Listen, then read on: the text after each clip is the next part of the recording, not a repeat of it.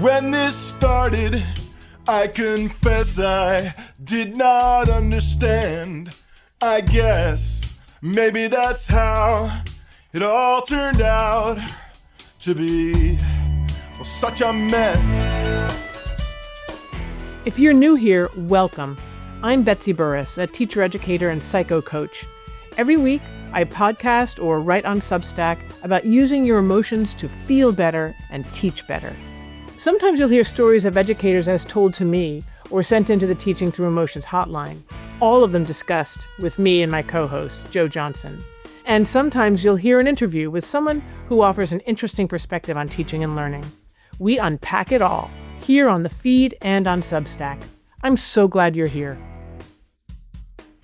Oh my God, today is a very exciting day because I get to treat you, my listeners, to Jerry Fromm, a brilliant psychotherapist who not only specializes in the thinking of my favorite psychoanalytic theorist, D.W. Winnicott, but also works with organizations on their dynamics, which is what we're going to be focusing on today because schools are organizations, and oh my God, do they ever have dynamics. But there's so much more to say about Jerry. He has been a psychotherapist for years at the Austin Riggs Center in Stockbridge, Massachusetts, where he worked with deeply troubled patients and directed a couple major programs, the Therapeutic Community Program and the Erickson Institute, where he spearheaded all kinds of creative initiatives to bring clinical understandings to other fields, like the field of college counseling, where I used to work at a local college. He's written a number of books, the two most recent of which address intergenerational trauma, and one of which takes a psychoanalytic look at creativity. These days, he works on group relations, helping organizations learn about themselves and figure out, in my words, what the hell is happening psychodynamically within their walls. Jerry, thank you so much for taking the time to talk to me today. It's a pleasure, Betsy. I'm happy to do this. Did I get all that right? And can you describe what you do now professionally? Sure. Yes, you did get it right. Thank you, Betsy. And what I'm doing now is clinical consulting still because I was a therapist for so many years. But I'm also doing organizational consulting, and that can take a number of forms. I work with leaders of organizations to help them understand what's going on in their system and to kind of accompany them on that journey and to help them understand what's going on with them as a kind of crucial bit of data to what's going on in their system. So recently I was working with a person and it was so hard to listen to what he was saying because I felt this unbearable sadness. And maybe 2/3 of the way through the first session, he said, "And Jerry, the problem is I'm so terribly lonely in this role." Oh my God. And that point of connection between his feeling and my feeling was sort of the beginning of the work in a way. So then you get to what's that loneliness actually about in terms of the system. Yes. One of my clients calls me a leadership whisperer. So that's fun. I'm not sure what that is, but I guess I do it. Because you never whisper, you're always talking loudly. Yeah. But I also, have some organizational clients. And but also John Miner and I, through our college health and counseling service consulting, college counseling services as our clients. I also do small conferences, recently a small conference for bishops of various Protestant denominations. And it was terrific. It was just so interesting. Something that would be easily adapted for superintendents and principals too. Perfect. Yeah, so that's basically it. I have a kind of sidebar with something called the International Dialogue Initiative. And the link there, this is a group that really has to do with bringing people together to discuss societal conflict. Wow. And a while back, I became president, and we got an email from an experienced negotiator in Europe who had been assigned the Eastern Ukraine as his job. And he said to us that he was quite experienced and well-trained, but something's missing, and he thought it was clinical. And that really struck me. And I said to my wife, wouldn't it be interesting if we had a training program? And she said, quite true to her character, you're the president, do it. So we've created these workshops, which in their own way Well, we consciously built on the model of psychoanalytic training, believe it or not. Wow. In psychoanalytic training, there are three parts. You have to listen to a lecture now and then and read a book. You have to discuss cases in depth, and you have to have your own analysis. Now, what Mm. is your own analysis in a 2-day workshop? Well, it's the opportunity to reflect on large group identity in your own life with Nice. other people. And this has kind of transformed these workshops from outside in learning to inside out learning. They're really quite wonderful. And the link, I think, to organizational consulting in general is that what's clinical? Yeah. Clinical is the person's in pain. Yeah. And pain does things to people, and pain requires a certain tact and holding on the part of the intervener. Yeah. And so that's the connection. It's true in organizational consulting as well, as I was saying with the person who was so lonely. Anyway, that's what I'm up to these days. I mean, I just have to say, you go from the most local, the most micro, the individual therapy to international yeah. societal conflict. It's pretty amazing. I mean, and I want to underline that definition of clinical and that recognition that organizational work, even regional work with politicians and global forces needs a clinical component. And you deftly defined clinical as dealing with personal pain. And of course, that's not physical pain. That's for the medical profession, but dealing with psychic pain or mental pain, that's our profession. And everyone in every organization is susceptible to that kind of pain. Absolutely. And to think that we might neglect the clinical aspect and let people just kind of deal with that pain while they're kind of thrashing all over each other is somehow that guy from Eastern Ukraine got it. He got it because he was living it. Oh, that's just wild. I love that. We could stop right now and I'd be perfectly happy. But no, we have lots of questions, Okay. Jerry. Are you ready? All right. I want to say that while I feel like I've known you forever, I don't even remember how we met. I do remember one instance when I and a colleague of mine came to your office in Stockbridge and talked to you about the educational program we were directing at the time. Yeah. And we were in pain because faculty were targeting us in these really objectifying and just confusing ways. Mm-hmm. And we wanted to know what the hell was going on. And so we came to you and we described and you asked questions. And then you just nailed it. You said, you are working in a narcissistic organization. Mm-hmm. And that really helped me and my friend and colleague. Yeah. Can you tell us what a narcissistic organization is? Well, most of my understanding of organizations comes from a school of thought called systems psychodynamics. That is the psychological dynamics of systems. Mm-hmm. And there's a lot more to say about that, of course. But one thing to say is really any human system has two levels. The first level we kind of all take for granted, the task level, the work level. We're getting together to do this job. Yep. And every human system has a level under that, which, one way to describe it is the sentient level, what people are feeling. And that becomes a kind of group dynamic because feelings are contagious. People have to do something with their feelings. And so things happen at that level that are nobody's plan and that are kind of out of awareness of the group. And then that becomes sort of a culture in the sense of this is how we do things around here. Nobody's prescribing it. It's just the way it evolves. Yeah. And so what's the culture of a narcissistic organization? Well, it's the culture of people feeling that they have to appear to be really good, really great. They have to aspire to some sort of a standard of greatness or power or whatever. They're, in a sense, a narcissistic culture is always looking in the mirror about itself. But as the psychoanalyst Jacques Lacan taught us, on the one hand, the mirror might be flattering, but everybody knows this is not the whole truth. So there's always an insecurity in the narcissistic culture. The feeling that, oh my God, someone's going to see behind the mirror. there's always a paranoia in the narcissistic culture Mm. because who's going to expose us becomes the, Mm. and there's the feeling that one cannot survive the truth, that we have our strengths, our weaknesses. And so the system operates to maintain this kind of posture of perfection when everybody knows it's not true. So there's a lot of Mm. anxiety at that level. So, like narcissism in general, it's about fragile self esteem, the terrible fear of humiliation, and so on. Those are some of the attributes of a system that's developed a narcissistic culture. Yeah. Mm.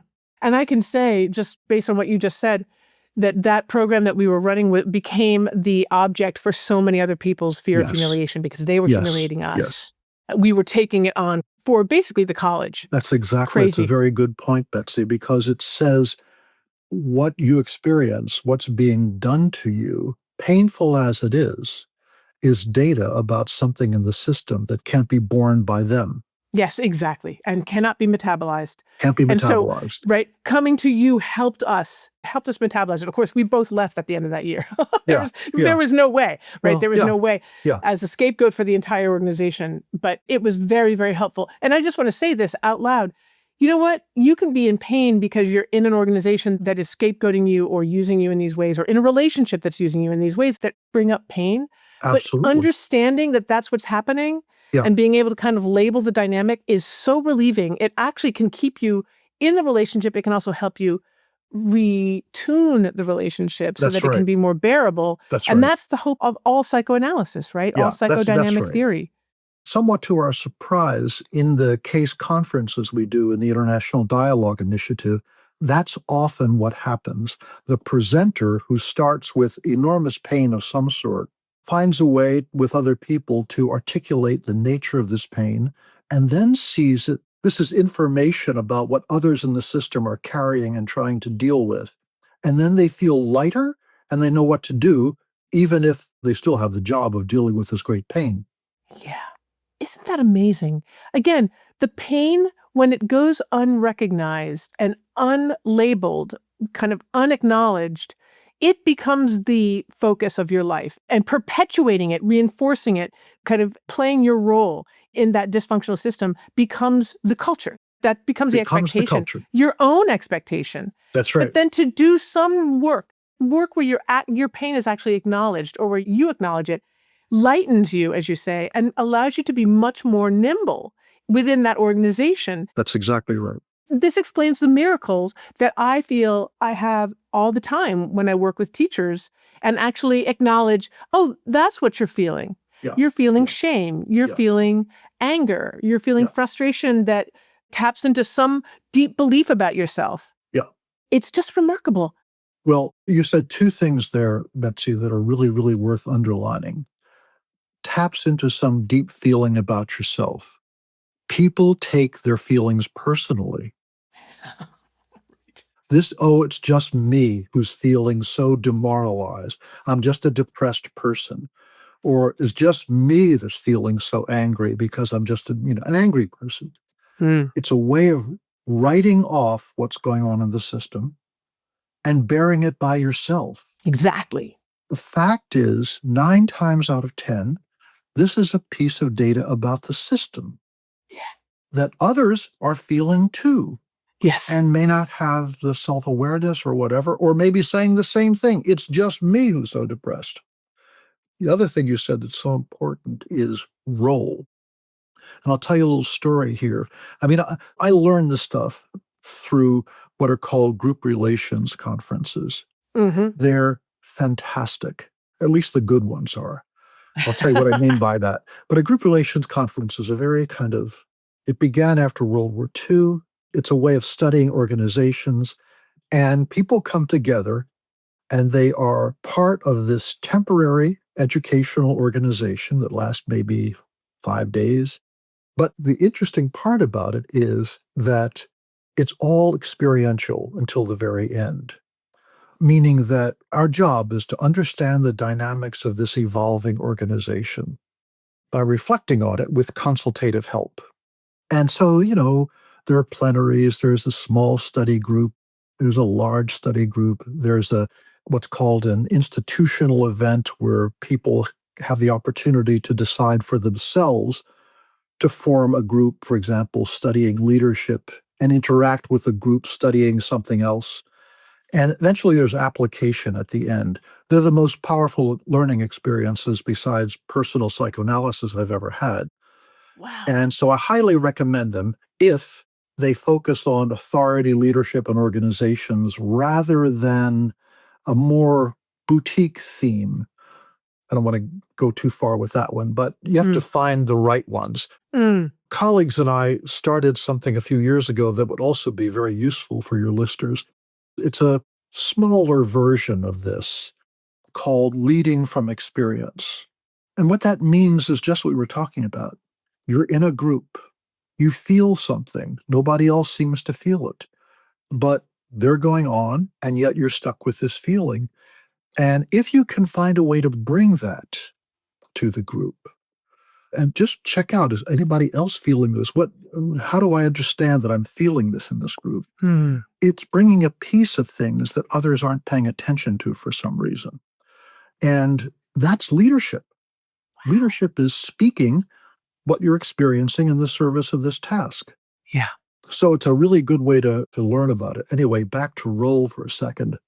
So let me tell you a story about a group relations conference. At the very end, you get out of the here and now mode and you're into a there and then mode. So I'm in a small group, I'm the consultant, and the task is for each person to review their experience of the conference.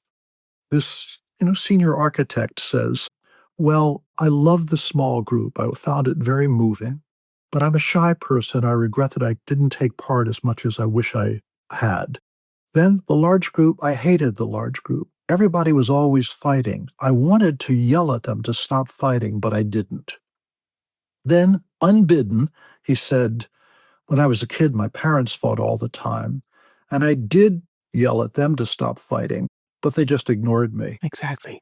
And I said to him, because you're working intimately with people, he had almost given me a syllogism. So I said to him, so now you ignore you, because he had just told me that. And he said, yeah, I guess I do. Then he said, but in that intergroup event, I kind of loved that. I was the one my group sent to the other group, and I was pretty good at the intergroup work. So that's that. Next day, we have the application part, applying to your home situation. And I ask people to draw the system, their system, with them in it. Now, sometimes people do elaborate stuff. This guy, senior architect, drew tiny little black box. D, design. I'm a designer. Then next to it, unconnected, tiny little black box. M, management. Management's always interfering with design, and I'm the one in design that my guys sent to deal with management, and I hate it. What did the rest of the group see? They didn't see design management. They saw dad and mom. Oh my God. And they said this to him, and they weren't mental health people. They said this to him. And it was one of those moments when the curtain parts and he saw the continuity between his childhood role and his adult work role. Wow. And he realized he had a choice here. If it was totally futile, the way it was with his parents, he could say, I'm not doing it. If he was good at the intergroup work for some reason, he could embrace it and realize that design needs management and vice versa, the way dads and moms really do need each other. And at the very end of this is 25 minutes, he said to me very shyly, can I take that with me? Now, this is a giant white sheet of paper with two little black boxes. I said to him, it's all yours, which indeed it was. Oh. So my point there is that we grow up in a group. We sometimes find ourselves in a role in our families. That role becomes a source of limitation, but also a resource to the family.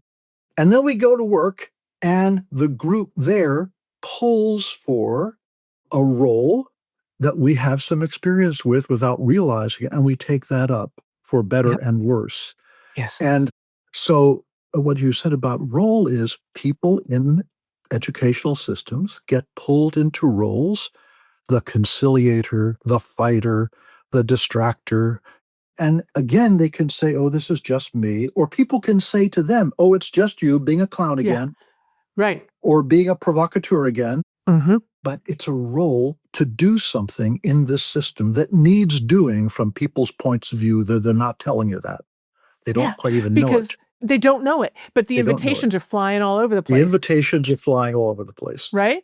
And Yeah. given the roles that I'm used to playing, I can find an invitation in a Yeah. classroom to play Yeah. that role. I Sure. won't be playing the role that you're inviting me to play, Yeah, X student, but I will play the role that Y is inviting me to play. And they're different for every teacher, they're different for every group, but there's always something. And you're so right. I love it that you're saying that, Jerry, that my internal experience is definitely my experience, and to pay attention to it and be able to label it and then be curious about it Yeah. is my responsibility, really, Yeah. and my privilege.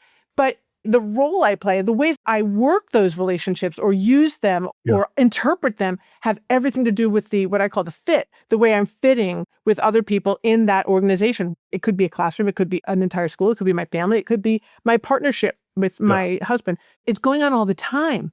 It is. All the time. And sometimes the invitations are perfectly neutral and we manage our lives. But in a place like a school, those invitations are going to emerge from the needs and the desperate emotions of students and teachers and others, because there's so much stress. There's so much opportunity for those desperate emotions to arise. That's right? in a certain sense clinical, the pain of that Exactly. stress. Yeah. Correct. Recently, I was working with a group, and one of the things that emerged was one person was sort of pushing for this program development, this, this, and this. And then another person over here was pushing against that in a kind of a different part of the system, but they were both addressing the same thing. We have to slow down here. No, we have to do this and this. And of course, as is inevitable in a certain sense, it becomes a personal conflict. Mm-hmm. This person over here is, such a stick in the mud. They don't want to do anything. They're a naysayer, blah, blah, blah, blah, blah, blah. This person over here is manic, What are they doing?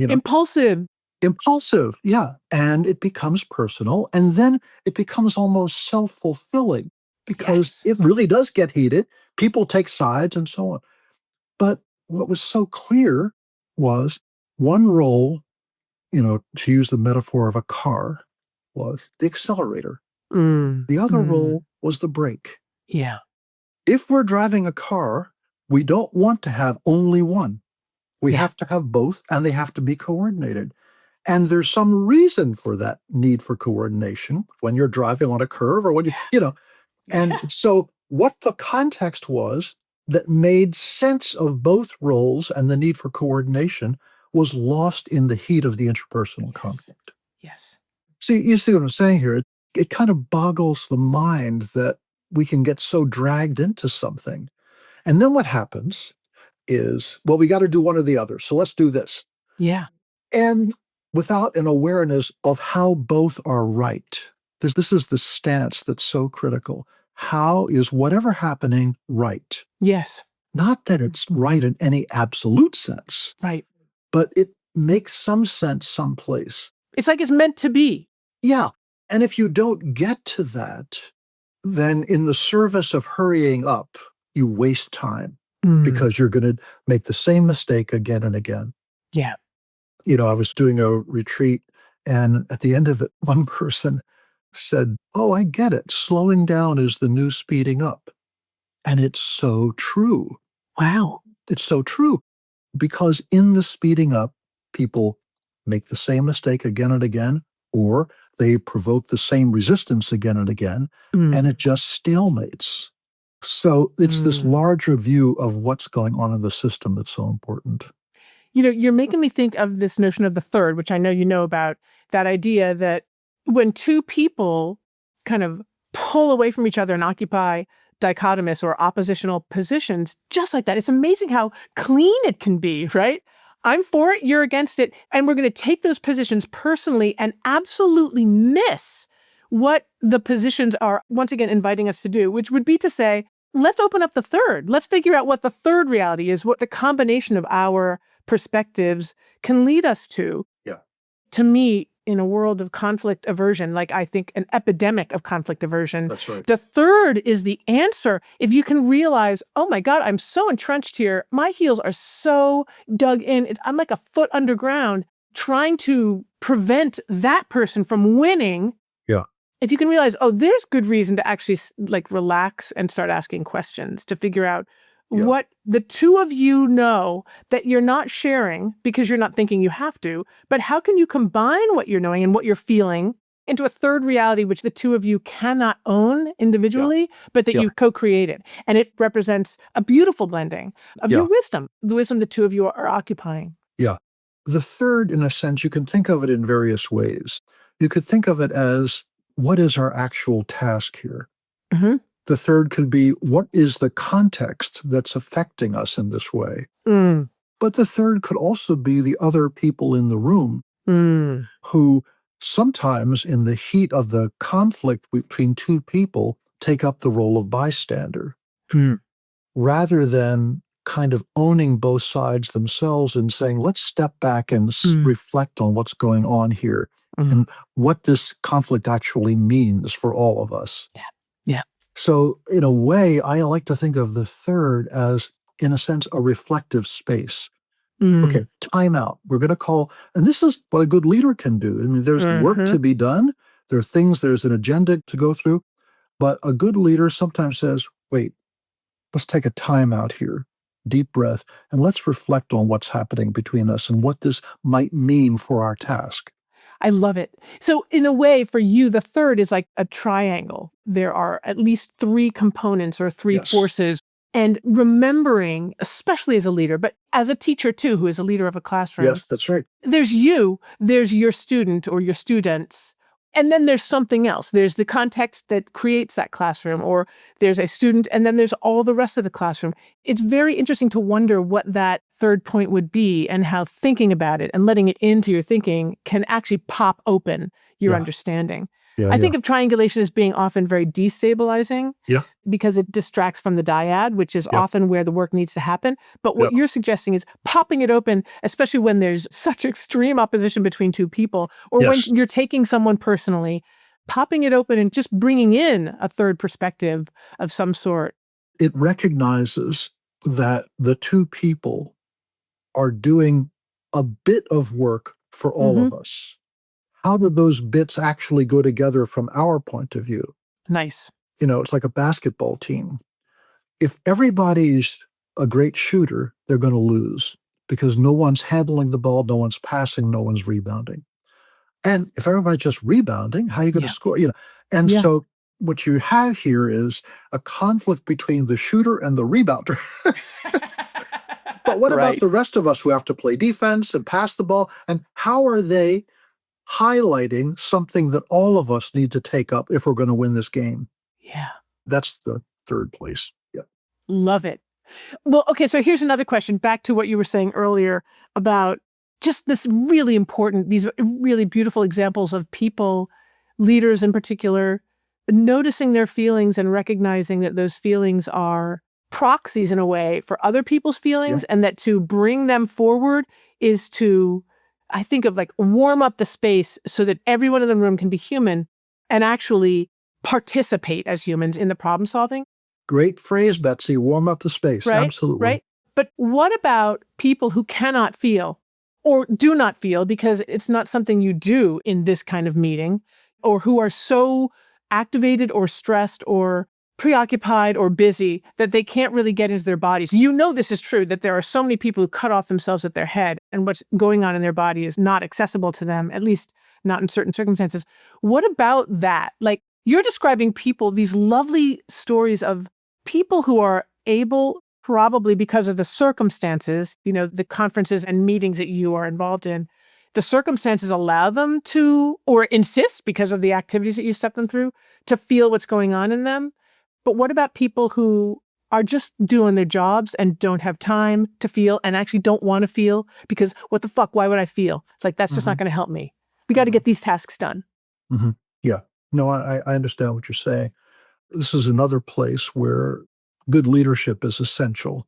Mm, I think we're talking about here trying to establish a work culture in which we do want to take time out and reflect on what's going on, which includes what you're feeling. I mean, people can get to it in different ways. In a kind of reflective space, people can say, well, what happened last week upset me. Okay, fair enough. Then you can kind of unpack that a bit. I mean, right. people need both a permission and a little bit of learning by doing Mm, in a situation like this. That, okay, whatever one can say about one's feelings, fine. But that we're kind of going to take a time out and just what's happening yeah. and how are you all dealing with it? Mm, It just takes some practice, but it takes leadership to say, here's what we're going to do now, and yeah. to Yeah. join it when they can. Yeah. I think I may have mentioned to you in a past conversation that Google, a number of years ago, did a huge set of studies. They called it Project Aristotle, and they spent $1 zillion. What Of makes for course the they did. most creative teams? Wow. They wasted $1 zillion too, because only one study came back with positive results, but they were very positive results. So what made for the most creative teams? One, everybody had a voice. So, in any reflective space, somebody's not taking part. What's happening? Mm-hmm. What are your thoughts? Mm-hmm. Get them into it. Mm-hmm. Two, if somebody's in distress, somebody asked about it. Mm. That was it. That was it. Those were the two elements. Those were the two. So this is exactly warming up the space, humanizing the space. Yes. Right. Now, I doubt that in that study, they took the step that I'm talking about. So, you seem really kind of withdrawn today or upset today. How are you? Then they can get into it. That's fair enough. The extra step I'm thinking about is whatever they're upset about, it might have been from home, but maybe it's about what's happening in this room. Yeah. And can we talk about that? Right. Exactly. Yeah. That's right. So it's not just, how are you? Oh, I'm so sorry. Okay, back to the task at hand. Again, I want to say for people who are listening and thinking, well, are you kidding me? We have to get back to the task at hand. It's like saying the brain runs our body. No, the brain is part of our body. The rest of the body gives all kinds of other information. Yeah. You called it sentience. That's right. There are felt senses, there are intuitions, there are instincts, there are reflexes. And to think that the person who's quiet and withdrawn is just anomalous, that you can ask how they're doing and then set aside those feelings as if they're not part of the body of the group, is wrong. It's just wrong. Even if it's like, my dog died yesterday and I'm really upset. Okay, we got that. That might not have anything to do with right now, but your energy has something to do with right now. Sure. Right? For sure. And it's affecting all of us. And how are we going to manage that? It is beautiful, but it's important to recognize, you guys, we cannot separate these things out from a worker, a leader, a person, a student, a teacher. We are all bodies, and there is just so much information cruising through us all the time. Yeah. And if we decide we're not going to pay attention to basically 3/4 of our organisms, namely our bodies, then we are actually handicapping ourselves and everybody else. And I just feel like that's happening in schools. Teachers' bodies are going crazy. Teachers are burning out. Mm-hmm. They're vicariously traumatized. They are depersonalizing. They're objectifying their students. They're hating on their students, or they're completely withdrawing from their students. They're not talking to their colleagues. They're isolated and siloed. The parallel process is at work here. The students are feeling helpless. They make the teachers feel helpless. They make the administrators feel helpless. Everyone's feeling helpless, and we're all withdrawing from each other in our helplessness. Yeah. Decades of working with teachers has taught me at least one thing. Shit is happening in our classrooms. Teachers are dealing with behaviors and attitudes and relationships that are head-spinning. Since teachers are not trained to deal with unstable, provocative, disrespectful kids, many, maybe most, don't know what to do when kids yell at them or disobey them or withdraw from them or, God forbid, threaten them. Other than complain in the teacher's lounge and or go home and, as one teacher recently put it to me, drink a bottle of wine. Here's an alternative, a healthy alternative. Call the TTE hotline. leave a message about what's going on in your classroom, and then leave me your email address. I will get in touch with you so we can chat and come up with a plan of action that just might work. Try it. 413-239-4158. Call the number, leave a message, brief message about what's going on in your classroom, leave me contact information, ideally an email address, and I will get in touch with you, and we will figure something out that probably will offer you and your students relief. Give me a call. I'd love to hear from you. What is it that can help an organization like a school get the support they need? And you work with leaders, which I think is brilliant. How can we get school leaders to get what they need? Why? What is it that they need? And why would they benefit from this kind of work, this kind of clinical consultation? Well, I'd use the word clinical sparingly here, but simply as a way of recognizing that the system is in pain. Mm-hmm. It's obviously a big question you're asking. I mean, I think from my point of view, one of the things a leader is doing is, of course, you're giving direction. Of course, you're trying to set a vision. Of course, you're doing this, this, this. But part of that vision, I think, needs to be a kind of care for staff that involves really just what the Google study said. Let's hear from you, and let's hear what the distress is. Everybody has a role in this. Everybody's a little bit complicit. So that headset of, now let's get back to work. Yeah. We've got a job to do here. Yeah. It becomes part of that culture I'm talking about, a repressive culture. Yes. That says, head down, let's go. Yeah. Without necessarily understanding what it is we're doing. And as I said before, it so often leads to the same problem again and again. Yes. We have a job to do. Yes, that's so true. But the way we're going about it means we're going to have that same job to do, and it'll be even worse the next time. Yeah. And the second part of the Google thing, that is, the people in distress, well, how do we make sense of this distress? Now, Yes. you asked me earlier about the narcissistic organization. I mean, different cultures shape different labels for organizations. So, for example, during COVID, one thing we saw was the anxious staff that said to their leader, it could be a leader of a corporation, oh my God, what are we going to do? What are we going to do? And needed that person to have the answers. And they sometimes acted as though they did. This was a kind of a dependent organization. And they didn't do well during this. Some leaders said back, yeah, it's really difficult. And let's put our heads together. I don't know what the answer is here. Let's talk and see if we can come to something. Those organizations did a lot better. So the issue of tell me about the distress, not so I can fix it. Yes. That's not the immediate thing. The first thing is, how do we understand what this means about what's going on in this system? Let's just get some ideas about this. Something might come eventually that we might need to do differently. But let's just get a picture of what's going on with this organization now. And I love your word, the picture, because that's one of the things you do in your trainings or in your consultations is you have, as you described the architect, you have people draw their organizations from their perspectives, That's which, right. as you know, you say get their right brain going, but there's something there. Absolutely. Because so beautiful for M&D to pop up. That's not, that comes out in pictures. And I love the idea of being in a meeting, a Google meeting where everyone has a voice and everyone's distress is addressed, to stop everything and say, could we all just jot down what we think is happening right now? We're going to draw a picture of what's happening in this room and just look at it. Because here's what I love about you, Jerry, and about your work. You always come up with something surprising because you're looking behind the curtain and there's something there. And yet you don't grab it. You don't fling the curtain over. You ask people questions and ask them to do things that will pull out what they know unconsciously.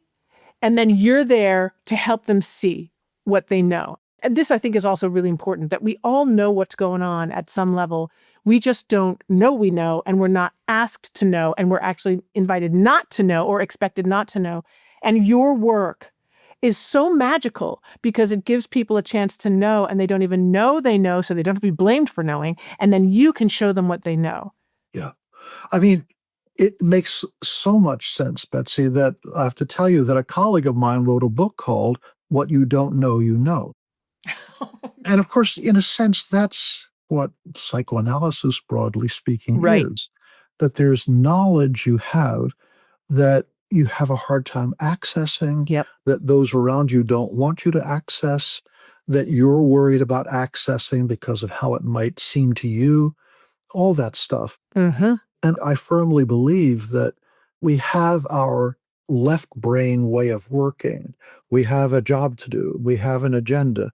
Linear, logical, rational, sensible.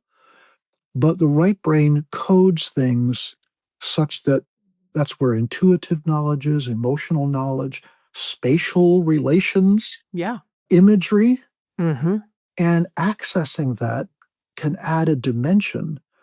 It can be a critical dimension sometimes. Yes. I mean, Yes. in one of the conferences we did, people did these drawings, and it's just kind of amazing what comes out. I mean, one of the exercises is called critical incident analysis, and you just write your 2 sentences. This critical incident, still going on, I'm involved, it got under my skin. And she writes it, and first letter, I such and such. But then after that, the letter I is not an I, it's a number 1. And so we're sitting there looking at this piece of paper where the number 1 is instead of the letter I, the capital letter I. And it's like Edgar Allan Poe's The Purloined Letter. It's sitting there in front of you, hiding in plain sight, Yeah. and no one saw it. Wow. It's my job to try to see those things. And so what is the number 1 for the letter I? Well, it turns out she's the only person. The only person. There is only one, and she's it. Wow. And it was driving her crazy. Yeah. Kind of like the very lonely leader that you were talking about Yes, earlier. Right? exactly. Exactly. Ah, The loneliness at the top is right? unbelievable. Yes. Unbelievable. Wow. And it's also unbelievable how we let it out given the opportunity. Yes. Just again, how warming up a space so that people can actually know. And also so they can trust you to help them know or to know Yes. what they don't know. I just cannot express enough how valuable and really mind-blowingly life-changing, transformative that Yeah. work is. Yeah. We brought this group of bishops together who are dealing with vast problems, vast territories. And, after Wow. the greetings and the hopes and all that, the introductions, we give them an hour to draw their system with them in it. I mean, it's like, so people write that off like, what are you talking about? Right. We didn't come here for child's play. They're spending Yeah. a lot of money and time, but the word play is important because, Yes. as you know, in the systems you're talking about, the capacity for play just shrivels, and it's Yes. nothing but rigidity. Mhm. And we must do this, and procedure, procedure, procedure. And yet, it's the space for play that loosens things up so that you can see things that are there and that are affecting you, but you hadn't been able to see before. Exactly. Exactly. I think I mentioned to you in a past conversation that there are all these vivid drawings of the bishop's systems. Then there's one person did little dots, and sitting at a reasonable distance, 15 feet away, you couldn't see a thing. And we asked people to be quiet and for other people to go up and say, just what's your reaction? What comes to mind when this is kind of opening up the inner life. And people, without being asked to, kind of, being nice people, realized they couldn't see it where they were. They went up close, they looked at it, and important things came out. I could not get past the fact that I was sitting at a reasonable distance and couldn't see a thing. And so I decided I'll add that. That's my experience. I can't see a thing from here. It's invisible. What opened up after that? That this person was drawing a part of the country where she had her diocese that was, to many other people, thought of as flyover country. Oh, there's nothing there. We can ignore that down there. There's nothing there. It's invisible. And without quite realizing it, there was a part of her that felt, well, there is something here. And if you're going to see it, you damn well better want to. Yeah, I'm going to make you work for it. I'm going to make you work for it. Now, this is from a mild-mannered bishop, but that piece came out, opened up so much about the people she was working with. It's just so crazy. It's so fantastic. Everything Well, I do now is going to be, okay, we're going to start with just a drawing. Draw what... I mean, it's such a rich and just amazingly productive activity. I'll give you another example that's extraordinarily dramatic. We were working with the leadership team of a small school for troubled adolescents. The leadership team was having lots of problems within themselves and within the system. There were half a dozen of them. First thing we did, draw the system with you in it. We put them up on the wall. We walked from one to the other, asking, the person who drew it, don't say anything yet. Just let people react to it. And it just does something. One drawing, a lake, boats overturned, people floundering in the lake, and a dock, somebody on the dock throwing a life preserver to the people in the lake. So the person who drew it draws this. People go to look at it. They react. What was the reaction? Not a life preserver at the end of a rope, but a noose. What did it open up? That the director had hung himself in the woods 2 years before this. Oh. It had never been dealt with. Oh my God. Oh my God. Wow, Jerry. Astonishing. Astonishing. So, yeah. What people don't know, they know. Exactly. What they don't know, they know. And also what they desperately need. And people assume they don't. I mean, we think we know. And of course, this goes without saying, possibly, but there is way too much death going on in schools. There are shootings and there are suicides. And how school leaders, school communities, how they're supposed to manage and process these experiences, especially when there's the worry of copycatting, especially among adolescents, right? I guess what I want to say now is people listening might be thinking, well, I'm not going into that shit. Like, I don't want to know how I'm feeling. Like, I don't want to be thinking about, the fact that our director hanged himself. The way I think about this is that, we all have dark sides. Organizations have dark sides. There is always the yin with the yang.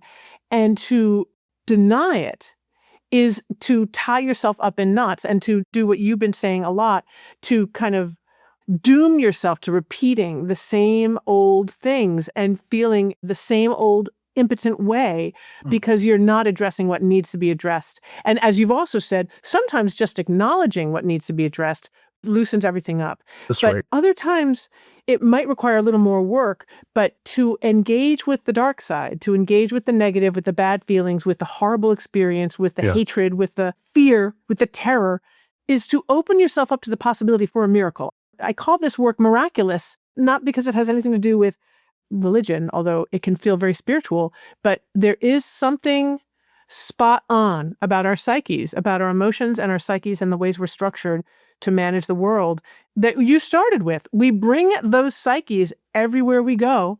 And so if we don't pay attention to how we're fitting into the world and the roles that we're playing and the things we're not knowing and the things we're hiding and the things we're exposing, if we're dead to all those things and refuse to acknowledge them, then we are handicapped. We are going to miss crucial data that can help us straighten the paths of our organizations. Yeah. Yet how to get people to be open to that is a big question for me. Well, I'll tell you another story from Group Relations Conference. in the closing plenary of this group relations conference, about 65 members and a dozen staff. This was in the Netherlands. This woman presents a dream, a member.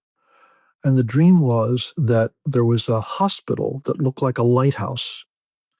And into this hospital was one of the world leaders, I forget which one, gravely ill. But the treatment program in the hospital was very unusual. The patients were hung upside down for a while, and that seemed to help them. And now the staff didn't say a word really about this. They just let the members work with it as best they could. And in a sense, here's a parenthesis, there's a part of the work I do called social dreaming. Basically, what it is people get together and they tell their dreams to each other with a minimum of interpretation, just telling and associating to it. And then at the end, maybe a few minutes of, is there anything that comes out of this that we want to understand? And the idea is a very simple one, which is that people in the same stressful situation are probably going to be dreaming about the same thing. Wow. Different languages, but idioms, Yeah. different images. So this person's dream is our dream. That's the basic point of view. Here's another sidebar. I'll get back to the Yeah, I was going to first say, dream in a wait, do second. not leave. But the other sidebar is that in the early 1930s in Germany, a journalist named Charlotte Barrot began to notice her dreams as National Socialism came into power. She began writing down her dreams. She began asking her friends and colleagues about their dreams.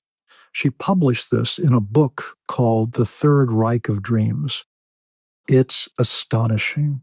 Wow. It just tells you everything you need to know about the terror of fascism and how people adapt to it and how they join it or don't join it. We could be collecting these dreams right now, by the way. Oh, yes, That's absolutely. my parenthetical aside. So that's social dreaming. So the point is that this dream about the being hung upside down was taken by the group as their dream, in a sense. What did they come to?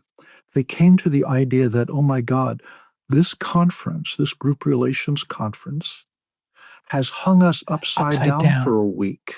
Yeah. We've seen the utter dysfunction in our home organizations. And this is the closing plenary. We're going back to the so-called right side up world, knowing the insanity. What do we do? Great, great question. And I think about this because in all the systems you're talking about, you feel for the people in charge. I mean, my God. Yes. So how does one help them? Well, I think one has to kind of develop a certain conviction and maybe a certain courage too, that we can look at these things. We can turn things upside down, for the next hour and take a look at this and see if we could make any sense out of it. And I think the fact that it isn't done often means the person doesn't trust that we'll survive this. Yes. And how would they trust it if they're doing it all by themselves? Yep. But I think that trust, it's just like what I was telling you about the leader during COVID. I don't know the answer here, but let's sit down and talk about it, see what we can put together, see what we can come to. It's the confidence isn't that I know. The confidence is that together we can at least bear this and maybe learn something from it. Exactly. And to the degree that the leader is alone, then that too is a group dynamic, Yes. What's in it for people to isolate the leader? I mean, come on, Yeah. You're all part of the same task. Again, I'm thinking about classrooms. Yeah, Can we bear this together? If we can bear this together, maybe we'll learn something. absolutely. And if I'm being isolated by my students as the leader, what is that telling me about what they need or what they expect or what they think they're in for? Yeah. It's just fascinating, Jerry. Yeah. This is sort of a speculation in a certain sense. I mean, first of all, back to, yes, there are suicides, there are shootings, and in a sense, the shootings are also suicides. Yes. Yes. And I've been thinking about high schools in particular as the place where this crazy, crazy world comes together Yeah. through the representatives of these families. And how on earth do they find a way of being together? Yes, exactly. These days, obviously, the pressure from the external environment on the internal dynamics of a school are just enormous. And how one manages that as a teacher and as principal is a Yep. really big deal. Yes. I mean, it is a great problem to zoom away from and look at. It makes me Mhm. think of a conversation that you and I have also had about holding environments and Yes. what it would mean for a school in this day and age. I mean, I'm not sure schools have ever thought of themselves as healthy holding environments. That is, places where human beings grow and develop. And I would say all human beings, not just the students. Yeah. I'm not sure schools have ever thought of themselves that way, but how to turn a school in this environment, in this world, into a healthy holding environment, which has always been, I think, a worthwhile project. What would that look like? How would that happen? I feel like it's more essential than ever now. But as you say, the outside world is coming in the doors through the students, through the teachers, through the administrators, through all of the edicts that are coming down from on high, and the pressures and the constraints and the craziness. How do we make a school immune to the craziness? I just don't think it's possible, Not immune. Not immune. right? No. What would we call it, Jerry? How can a school become like a stomach that can metabolize the craziness and maybe channel it, turn it into something that is actually developmentally appropriate and strengthening? Yeah. That's a vast set of questions Right? there, obviously. Right? I do think the guidance from the Google experiment is valuable. Everybody having a voice, getting the voices into the room, attending to distress and what that might mean within the group. Yeah. And the North Star of the task. What is our task? It's education.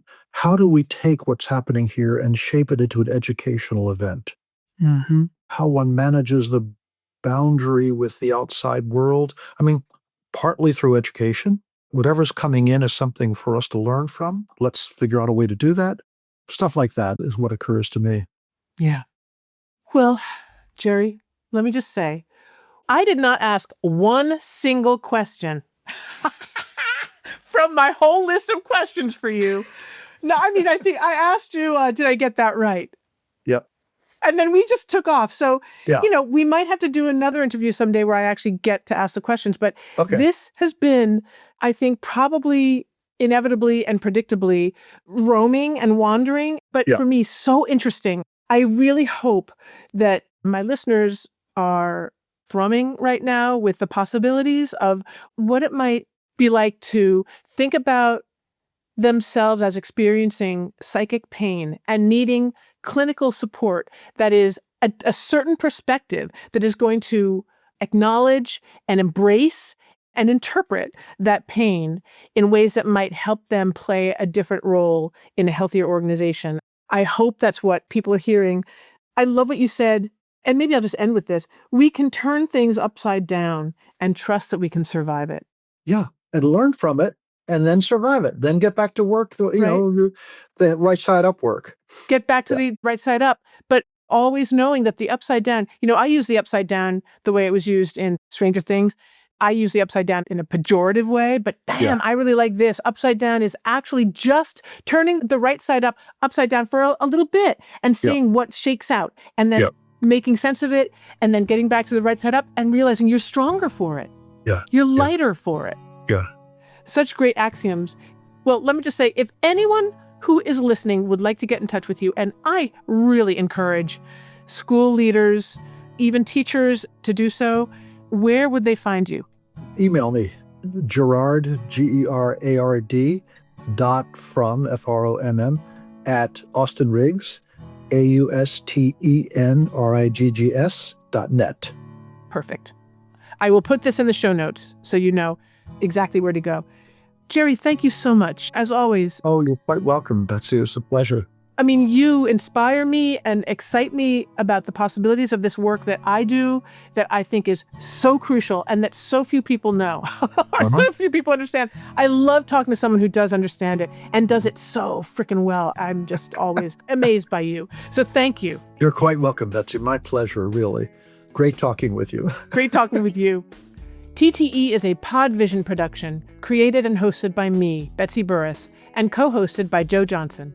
Production and audience development support from Julian Androkaya and Andrea Koskay. Crucial editing by Brad Wells. And the music, which makes me smile and dance every time I hear it, by Tom Burris of Jabbering Trout. Thanks one and all. If you like this episode, text it to a friend. And if you haven't already, sign up for my Substack, where you can become a paid subscriber and get all kinds of goodies, including exclusive podcast episodes that will change your life. That's teachingthroughemotions.com. Thank you for listening. It's all true. It's all